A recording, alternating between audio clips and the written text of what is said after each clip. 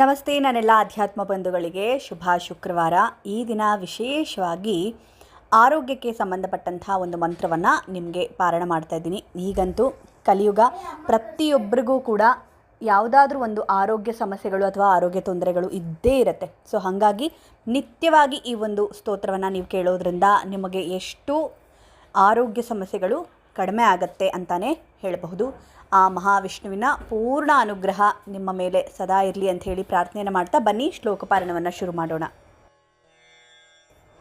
ಅಸ್ಮಿನ್ ಪರಾತ್ಮನ್ನನುಪಾದ್ಮಕಲ್ಪೆ ತ್ವಮಿತ್ತಮುತ್ತಾಪಿತ ಪದ್ಮಯೋನಿಃ ಅನಂತ ಭೂಮಾ ಮಮ ರೋಗರಾಶಿಂ ನಿರುಂಧೀವಾತಾಲಯ ವಾಸ ವಿಷ್ಣೋ.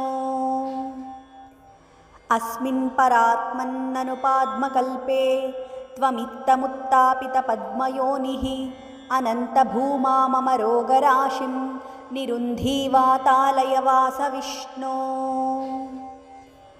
ಅಸ್ಮಿನ್ ಪರಾತ್ಮನ್ನನುಪಾದ್ಮಕಲ್ಪೆ ತ್ವಮಿತ್ತಮುತ್ತಾಪಿತ ಪದ್ಮಯೋನಿಃ ಅನಂತ ಭೂಮಾ ಮಮ ರೋಗರಾಶಿಂ ನಿರುಂಧೀವಾತಾಲಯ ವಾಸ ವಿಷ್ಣೋ.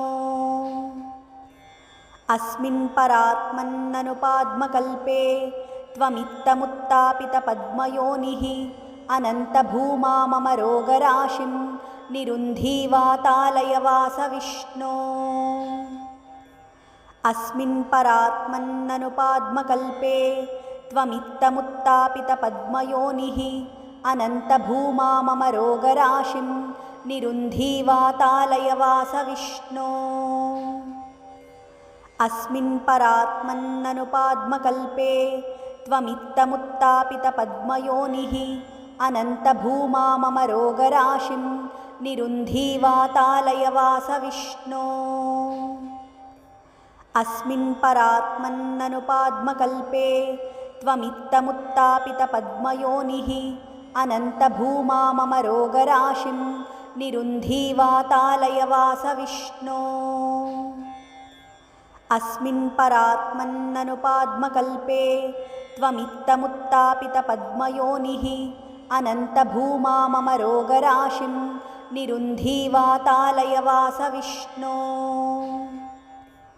ಅಸ್ಮಿನ್ ಪರಾತ್ಮನ್ನನುಪಾದ್ಮಕಲ್ಪೆ ತ್ವಮಿತ್ತಮುತ್ತಾಪಿತ ಪದ್ಮಯೋನಿಃ ಅನಂತ ಭೂಮಾ ಮಮ ರೋಗರಾಶಿಂ ನಿರುಂಧೀವಾತಾಲಯ ವಾಸ ವಿಷ್ಣೋ. ಅಸ್ಮಿನ್ ಪರಾತ್ಮನ್ನನುಪಾದ್ಮಕಲ್ಪೆ ತ್ವಮಿತ್ತಮುತ್ತಾಪಿತ ಪದ್ಮಯೋನಿಃ ಅನಂತ ಭೂಮಾ ಮಮ ರೋಗರಾಶಿಂ ನಿರುಂಧೀವಾತಾಲಯ ವಾಸ ವಿಷ್ಣೋ. ಅಸ್ಮಿನ್ ಪರಾತ್ಮನ್ನನುಪಾದ್ಮಕಲ್ಪೆ ತ್ವಮಿತ್ತಮುತ್ತಾಪಿತ ಪದ್ಮಯೋನಿಃ ಅನಂತ ಭೂಮಾ ಮಮ ರೋಗರಾಶಿಂ ನಿರುಂಧೀವಾತಾಲಯ ವಾಸ ವಿಷ್ಣೋ. ಅಸ್ಮಿನ್ ಪರಾತ್ಮನ್ನನುಪಾದ್ಮಕಲ್ಪೆ ತ್ವಮಿತ್ತಮುತ್ತಾಪಿತ ಪದ್ಮಯೋನಿಃ ಅನಂತ ಭೂಮಾ ಮಮ ರೋಗರಾಶಿಂ ನಿರುಂಧೀವಾತಾಲಯ ವಾಸ ವಿಷ್ಣೋ. ಅಸ್ಮಿನ್ ಪರಾತ್ಮನ್ನನುಪಾದ್ಮಕಲ್ಪೆ ತ್ವಮಿತ್ತಮುತ್ತಾಪಿತ ಪದ್ಮಯೋನಿಃ ಅನಂತ ಭೂಮಾ ಮಮ ರೋಗರಾಶಿಂ ನಿರುಂಧೀವಾತಾಲಯ ವಾಸ ವಿಷ್ಣೋ. ಅಸ್ಮಿನ್ ಪರಾತ್ಮನ್ನನುಪಾದ್ಮಕಲ್ಪೆ ತ್ವಮಿತ್ತಮುತ್ತಾಪಿತ ಪದ್ಮಯೋನಿಃ ಅನಂತ ಭೂಮಾ ಮಮ ರೋಗರಾಶಿಂ ನಿರುಂಧೀವಾತಾಲಯ ವಾಸ ವಿಷ್ಣೋ. ಅಸ್ಮಿನ್ ಪರಾತ್ಮನ್ನನುಪಾದ್ಮಕಲ್ಪೆ ತ್ವಮಿತ್ತಮುತ್ತಾಪಿತ ಪದ್ಮಯೋನಿಃ ಅನಂತ ಭೂಮಾ ಮಮ ರೋಗರಾಶಿಂ ನಿರುಂಧೀವಾತಾಲಯ ವಾಸ ವಿಷ್ಣೋ. ಅಸ್ಮಿನ್ ಪರಾತ್ಮನ್ನನುಪಾದ್ಮಕಲ್ಪೆ ತ್ವಮಿತ್ತಮುತ್ತಾಪಿತ ಪದ್ಮಯೋನಿಃ ಅನಂತ ಭೂಮಾ ಮಮ ರೋಗರಾಶಿಂ ನಿರುಂಧೀವಾತಾಲಯ ವಾಸ ವಿಷ್ಣೋ. ಅಸ್ಮಿನ್ ಪರಾತ್ಮನ್ನನುಪಾದ್ಮಕಲ್ಪೆ ತ್ವಮಿತ್ತಮುತ್ತಾಪಿತ ಪದ್ಮಯೋನಿಃ ಅನಂತ ಭೂಮಾ ಮಮ ರೋಗರಾಶಿಂ ನಿರುಂಧೀವಾತಾಲಯ ವಾಸ ವಿಷ್ಣೋ. ಅಸ್ಮಿನ್ ಪರಾತ್ಮನ್ನನುಪಾದ್ಮಕಲ್ಪೆ ತ್ವಮಿತ್ತಮುತ್ತಾಪಿತ ಪದ್ಮಯೋನಿಃ ಅನಂತ ಭೂಮಾ ಮಮ ರೋಗರಾಶಿಂ निरुन्धीवातालयवासविष्णो अस्मिन् परात्मन्ननुपाद्मकल्पे त्वमित्तमुत्तापितपद्मयोनिः अनन्तभूमा मम रोगराशिं निरुन्धीवातालयवासविष्णो अस्मिन् परात्मन्ननुपाद्मकल्पे त्वमित्तमुत्तापितपद्मयोनिः अनन्तभूमा मम रोगराशिं निरुन्धीवातालयवासविष्णो अस्मिन् परात्मन्ननुपाद्मकल्पे त्वमित्तमुत्तापितपद्मयोनिः अनन्तभूमा मम रोगराशिं निरुन्धीवातालयवासविष्णो अस्मिन् परात्मन्ननुपाद्मकल्पे त्वमित्तमुत्तापितपद्मयोनिः अनन्तभूमा मम रोगराशिं निरुन्धीवातालयवासविष्णो अस्मिन् परात्मन्ननुपाद्मकल्पे त्वमित्तमुत्तापितपद्मयोनिः अनन्तभूमा मम रोगराशिं निरुन्धीवातालयवासविष्णो अस्मिन् परात्मन्ननुपाद्मकल्पे त्वमित्तमुत्तापितपद्मयोनिः अनन्तभूमा मम रोगराशिं निरुन्धीवातालयवासविष्णो अस्मिन् परात्मन्ननुपाद्मकल्पे त्वमित्तमुत्तापितपद्मयोनिः अनन्तभूमा मम रोगराशिं निरुन्धीवातालयवासविष्णो अस्मिन् परात्मन्ननुपाद्मकल्पे त्वमित्तमुत्तापितपद्मयोनिः अनन्तभूमा मम रोगराशिं निरुन्धीवातालयवासविष्णो अस्मिन् परात्मन्ननुपाद्मकल्पे त्वमित्तमुत्तापितपद्मयोनिः अनन्तभूमा मम रोगराशिं निरुन्धीवातालयवासविष्णो अस्मिन् परात्मन्ननुपाद्मकल्पे त्वमित्तमुत्तापितपद्मयोनिः अनन्तभूमा मम रोगराशिं निरुन्धीवातालयवासविष्णो अस्मिन् परात्मन्ननुपाद्मकल्पे त्वमित्तमुत्तापितपद्मयोनिः अनन्तभूमा मम रोगराशिं निरुन्धीवातालयवासविष्णो अस्मिन् परात्मन्ननुपाद्मकल्पे त्वमित्तमुत्तापितपद्मयोनिः अनन्तभूमा मम रोगराशिं निरुन्धीवातालयवासविष्णो अस्मिन् परात्मन्ननुपाद्मकल्पे त्वमित्तमुत्तापितपद्मयोनिः अनन्तभूमा मम रोगराशिं निरुन्धीवातालयवासविष्णो अस्मिन् परात्मन्ननुपाद्मकल्पे त्वमित्तमुत्तापितपद्मयोनिः अनन्तभूमा मम रोगराशिं निरुन्धीवातालयवासविष्णो अस्मिन् परात्मन्ननुपाद्मकल्पे त्वमित्तमुत्तापितपद्मयोनिः अनन्तभूमा मम रोगराशिं निरुन्धीवातालयवासविष्णो अस्मिन् परात्मन्ननुपाद्मकल्पे त्वमित्तमुत्तापितपद्मयोनिः अनन्तभूमा मम रोगराशिं निरुन्धीवातालयवासविष्णो अस्मिन् परात्मन्ननुपाद्मकल्पे त्वमित्तमुत्तापितपद्मयोनिः अनन्तभूमा मम रोगराशिं निरुन्धीवातालयवासविष्णो अस्मिन् परात्मन्ननुपाद्मकल्पे त्वमित्तमुत्तापितपद्मयोनिः अनन्तभूमा मम रोगराशिं निरुन्धीवातालयवासविष्णो अस्मिन् परात्मन्ननुपाद्मकल्पे त्वमित्तमुत्तापितपद्मयोनिः अनन्तभूमा मम रोगराशिं निरुन्धीवातालयवासविष्णो अस्मिन् परात्मन्ननुपाद्मकल्पे त्वमित्तमुत्तापितपद्मयोनिः अनन्तभूमा मम रोगराशिं निरुन्धीवातालयवासविष्णो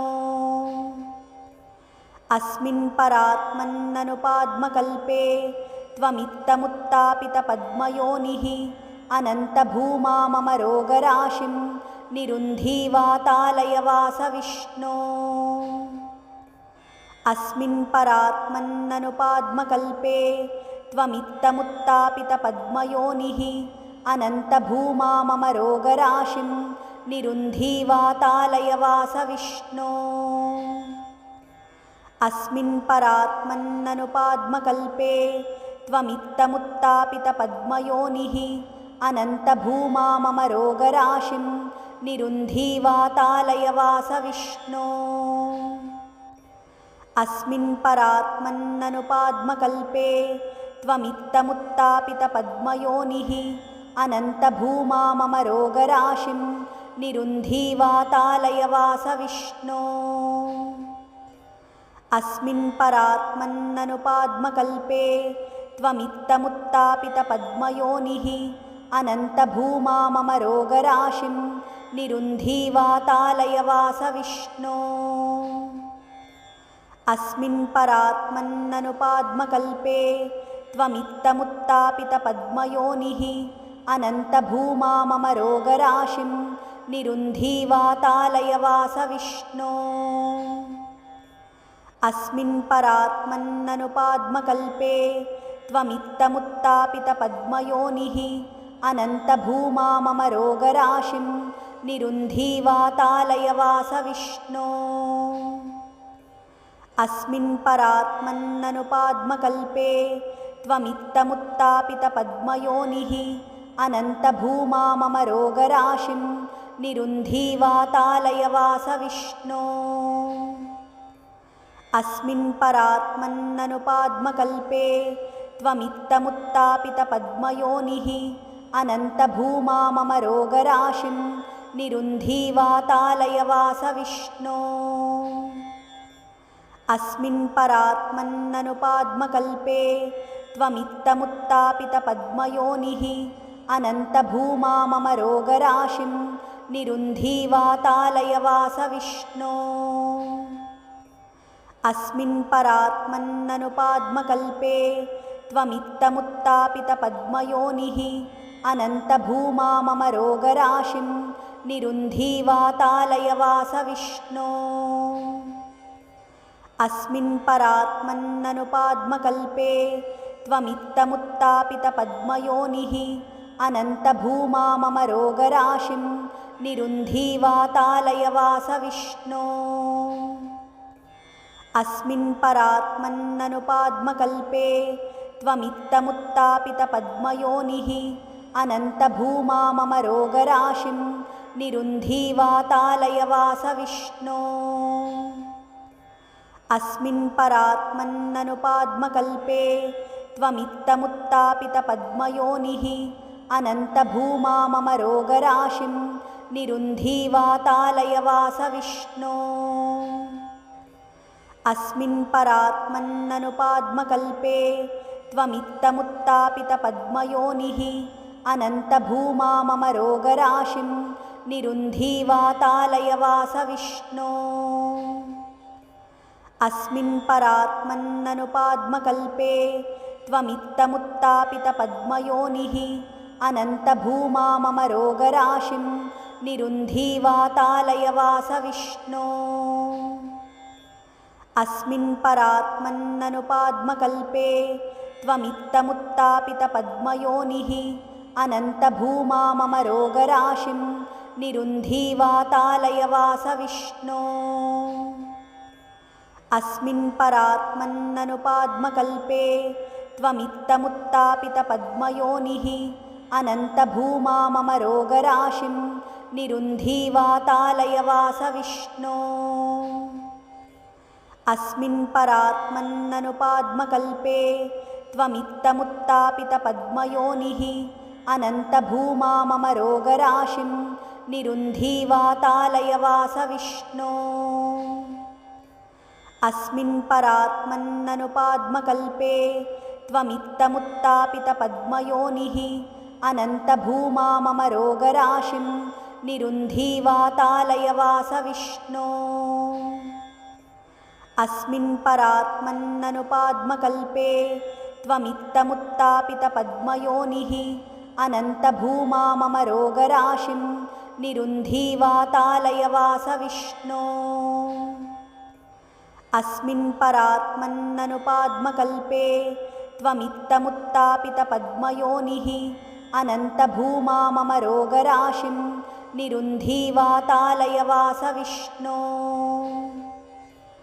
अस्मिन् परात्मन्ननुपाद्मकल्पे त्वमित्तमुत्तापितपद्मयोनिः अनन्तभूमाममरोगराशिं निरुन्धीवातालयवासविष्णो अस्मिन् परात्मन्ननुपाद्मकल्पे त्वमित्तमुत्तापितपद्मयोनिः अनन्तभूमाममरोगराशिं निरुन्धीवातालयवासविष्णो अस्मिन् परात्मन्ननुपाद्मकल्पे त्वमित्तमुत्तापितपद्मयोनिः अनन्तभूमाममरोगराशिं निरुन्धीवातालयवासविष्णो अस्मिन् परात्मन्ननुपाद्मकल्पे त्वमित्तमुत्तापितपद्मयोनिः अनन्तभूमाममरोगराशिं निरुन्धीवातालयवासविष्णो अस्मिन् परात्मन्ननुपाद्मकल्पे त्वमित्तमुत्तापितपद्मयोनिः अनन्तभूमाममरोगराशिं निरुन्धीवातालयवासविष्णो अस्मिन् परात्मन्ननुपाद्मकल्पे त्वमित्तमुत्तापितपद्मयोनिः अनन्तभूमाममरोगराशिं निरुन्धीवातालयवासविष्णो अस्मिन् परात्मन्ननुपाद्मकल्पे त्वमित्तमुत्तापितपद्मयोनिः अनन्तभूमाममरोगराशिं निरुन्धीवातालयवासविष्णो अस्मिन् परात्मन्ननुपाद्मकल्पे त्वमित्तमुत्तापितपद्मयोनिः अनन्तभूमाममरोगराशिं निरुन्धीवातालयवासविष्णो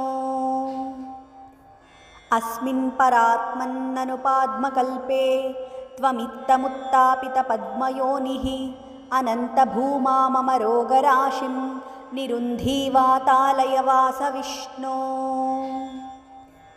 अस्मिन् परात्मन्ननुपाद्मकल्पे त्वमित्तमुत्तापितपद्मयोनिः अनन्तभूमाममरोगराशिं निरुन्धीवातालयवासविष्णो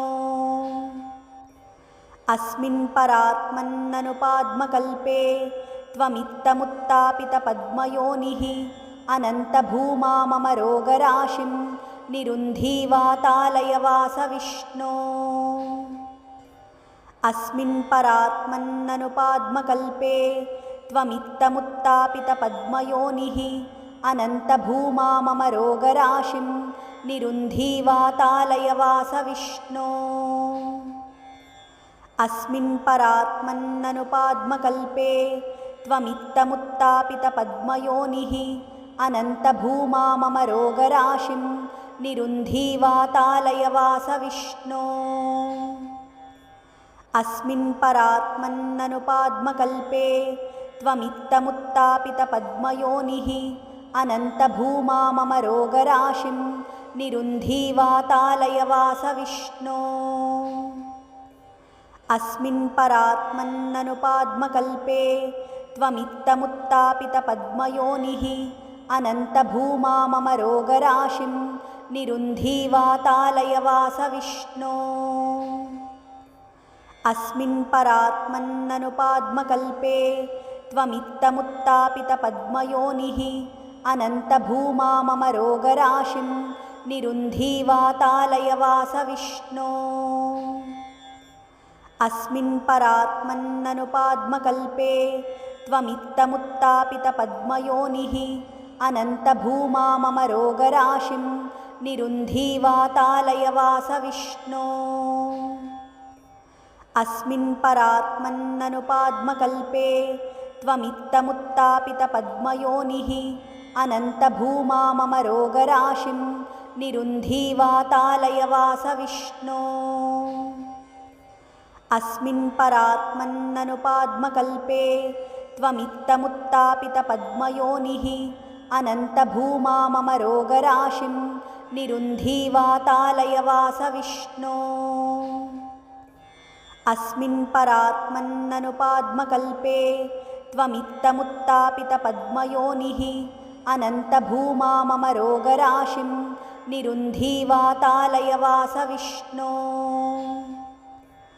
अस्मिन् परात्मन्ननुपाद्मकल्पे त्वमित्तमुत्तापितपद्मयोनिः अनन्तभूमा मम रोगराशिं निरुन्धीवातालयवास विष्णो